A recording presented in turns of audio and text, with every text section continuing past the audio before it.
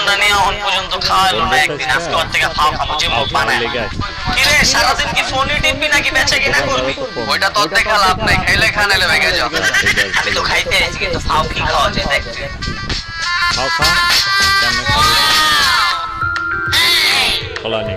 খা তোরে পরে দরকাছি। দোকানদারও কম না, তুমি চিন্তা করো না। ভালো আগামী জায়গা দোষে তো ফোন কি ক তোর কাছে টাকা আছে 100 থাকলে দে, আমি তোর একটু পর দিতাছি। কি করবি টাকা লিয়া? দোকানে সিগারেট না, এক প্যাকেট সিগারেট আনো, তোর আমি কি তখন পরে আবার দিতাছি দে। মনে করে দিস কিন্তু। টাকা নিতে হয় দেয়।